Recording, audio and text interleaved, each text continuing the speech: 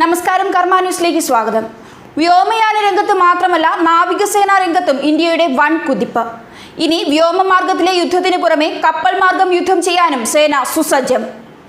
ഇന്ത്യയിലെ യുദ്ധക്കപ്പൽ നിർമ്മാണ രംഗത്തെ മുൻനിരക്കാരായ GRSC ഇന്ത്യൻ നാവികസേനയ്ക്ക് പ്രതിരോധ പ്രവർത്തനങ്ങൾക്കായുള്ള യുദ്ധക്കപ്പൽ നിർമ്മിച്ചു നൽകി. Garden reach ship builders and engineers എന്ന GRSCയുടെ 100ാമത്തെ കപ്പലാണ് ഇന്ത്യക്ക് നൽകിയത്. ഇന്ത്യയിൽ തന്നെ പ്രതിരോധ മന്ത്രാലയത്തിന്റെ ഭരണ നിയന്ത്രണത്തിനു കീഴിലാണ് GRSC പ്രവർത്തിക്കുന്നത്.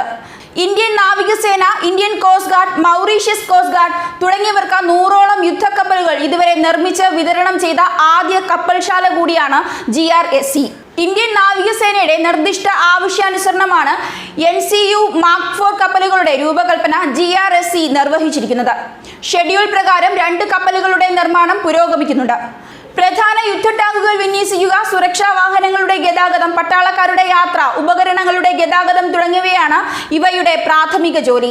ആൻഡമാൻ നിക്കോബാർ തീരത്തുള്ള ഈ കപ്പലുകൾക്ക് ബീച്ചിംഗ് പ്രവർത്തനങ്ങൾ, തിരച്ചിൽ, രക്ഷാപ്രവർത്തനങ്ങൾ, ദുരിതാശ്വാസ പ്രവർത്തനങ്ങൾ, വിതരണം, പുനർനിർമ്മാണം, വിദൂര ദ്വീപുകളിൽ നിന്ന് ജനങ്ങളെ ഒഴിപ്പിച്ച് രക്ഷപ്പെടുത്തൽ തുടങ്ങിയ അനേകം പ്രവർത്തനങ്ങൾക്കായി വിന്യസിക്കാനാകും.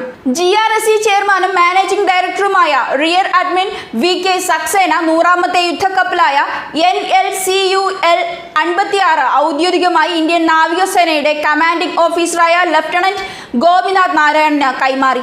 ഇന്ത്യൻ നാവികസേനയുടെ 8 വെസലുകളിൽ 6ാമത്തെ ഓർഡറാണ് 100ാമത്തെ യുദ്ധക്കപ്പലായ ലാൻഡിംഗ് ക്രാഫ്റ്റ് യൂട്ടിലിറ്റി.